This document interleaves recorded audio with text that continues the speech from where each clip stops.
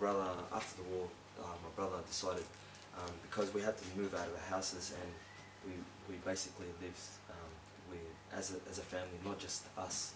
It's my uncles and his children, my aunties and their children, and we stayed in one place because just stayed in one place together. And my brother just wanted to meet up with his friends, and he wanted to walk back to that house.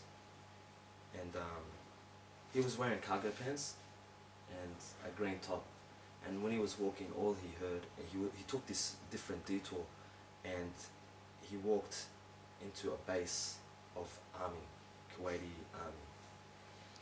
And my brother was walking, and all he heard was getting like the guns, like right in his face. Stop where you are, lights just hit him, and he was like, whoa, what's going on?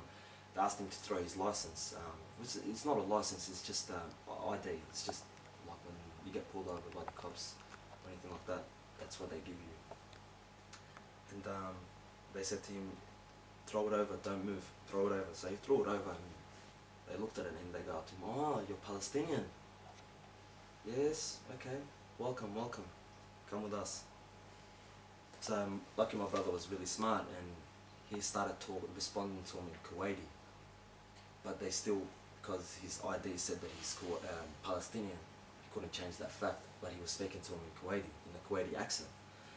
Anyways, they took him to this room, an investigation room, like, but it was the dirtiest room apparently. It was like dark, and they had the light, and he was sitting down, and he had his hand tied back.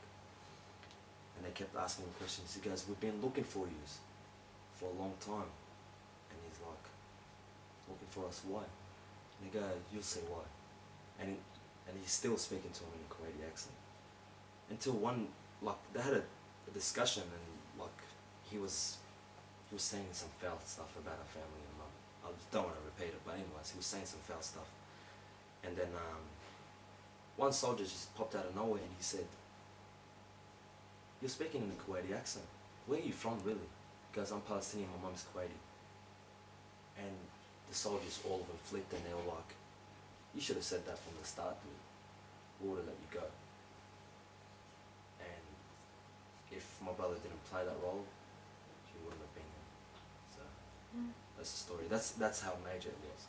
That's how extreme it was to that point. Damn. Like they were being so sarcastic about it. Very sarcastic about it. Yeah, we've been looking for you, you know.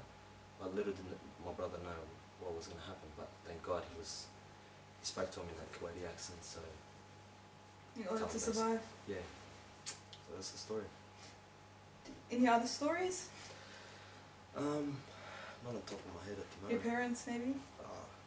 Well, parents. I can't remember really. Like my parents. There's heaps of stories. I can't think of one right on top of my head. Fair enough. Any stories you have of yourself? Me overseas. I remember the day that the war started. We were sitting down watching TV, and I was all blurry, so I'm just like remembering. Watching TV, and my brother wanted to watch the soccer, and my mum had this Arabic series that she wanted to watch, and he's like, come on, I want to watch the soccer, and my mum was like, nah, forget it, just put this on the TV. All of a sudden the TV it was like a blue screen. Everything shut down. It was just a blue screen, and all you hear was like the gunshots from outside. I'm like, what's going on? You know what I mean? It was like unbelievable. Went outside, we went to the roof of the building actually, and we were looking, and the sky was different. It was at night, and all you see was the gunshots in the air, just the warnings and everything. And we had to, because in our building we had this basement, basically an area under the house, where they call it douanier, this is the place where the boys hang out, have their gila, and you know. So we basically went under the house, and it was just like, it was really bad. It was getting really scary. I remember I was shaking like I was freezing. Anyways, and I slept it off. The next morning, I look outside the window. All you see is soldiers, tanks. The sky was even different. The sky looked even different. It looked like a different country. And that's... How did you feel? Was it mixed emotions, or...? I didn't know what to think, because I was a kid. I was like, what's this? What's happening? I know wars because I was watching Rambo cartoons, you know, like, that's all I know.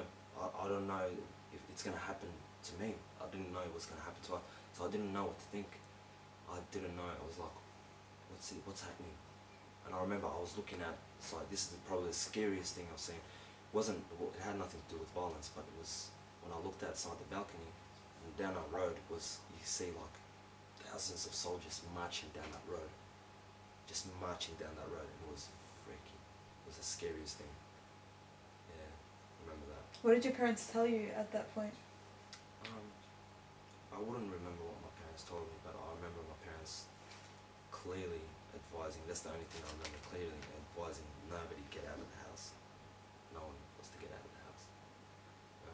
My dad had to do runs to get breads, like full-on runs in his car to get bread and come back. And yeah, it was very scary. How long did that go on for before you finally decided that you had to flee the country? We stayed basically because it would have been hard to actually leave the country when it's time of war. We stayed a year, like basically after the war finished.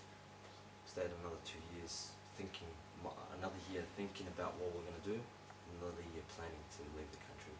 And that's, so in end of 93, that's when we left the country. So yeah, that's when we decided. It was awesome. Beautiful. Best decision my parents had made. Beautiful.